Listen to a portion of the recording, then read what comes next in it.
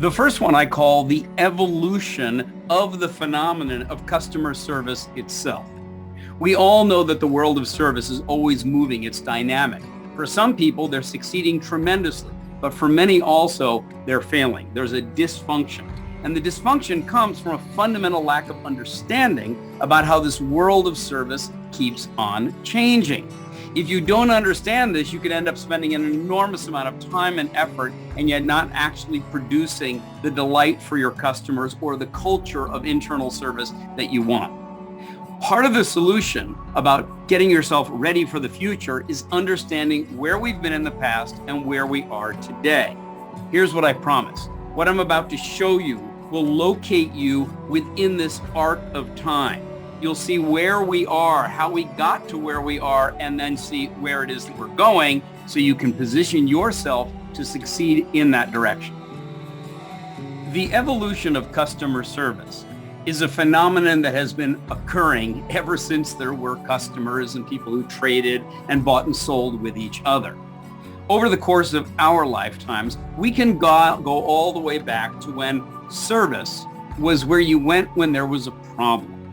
The service center in many organizations was where you took something that broke, something that needed a spare part, something that needed troubleshooting or problem solving. That was often called the service center. And in business model, it was like the caboose at the end of the train. You had product development and marketing and sales and distribution, and everything was going fine until something wasn't, and that's when you needed to go to the service center. But the world of service has evolved. And this idea of service only as fixing what went wrong shifted about 3 decades ago to a very strong focus on the idea of satisfying the customer so that nothing does go wrong, so that you meet their expectations, so that you avoid making mistakes. This was the era of Six Sigma, ISO, zero defects, high focus on productivity, being lean, meeting and making service level agreements. The problem with that was it soon became commoditized. When you had standard systems that people were using to produce customer satisfaction, it turned out that many organizations could do it. And so service evolved. The focus became not just on satisfying customers, but this idea of delighting customers, amazing customers, exceeding expectations, earning compliments, standing out from the competition, moments of personal touch, moments of magic, surprise your customer.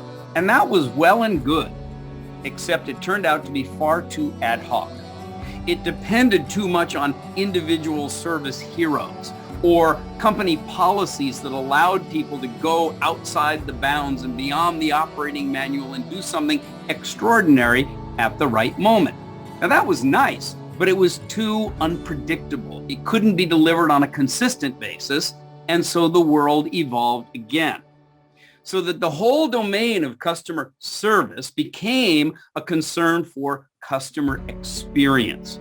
Right from the beginning in the early marketing and engagement, through the sales process, into the onboarding, then the utilization, answering questions, helping people to maintain and even upgrade whatever it is that they bought and were receiving from you.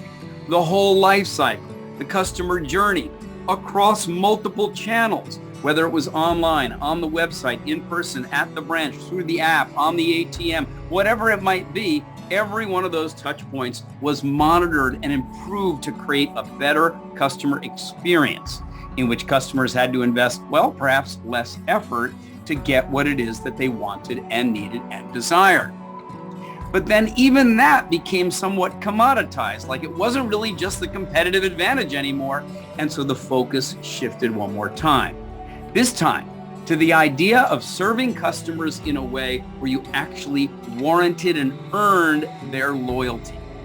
What's the likelihood you would recommend us to a colleague or a friend, that famous NPS score? How many referrals and recommendations do we actually get? Are people buying from us again? And preciously, are they putting positive comments into the social media world? And that's where things have been until just before this COVID pandemic era. Now the world is changing one more time.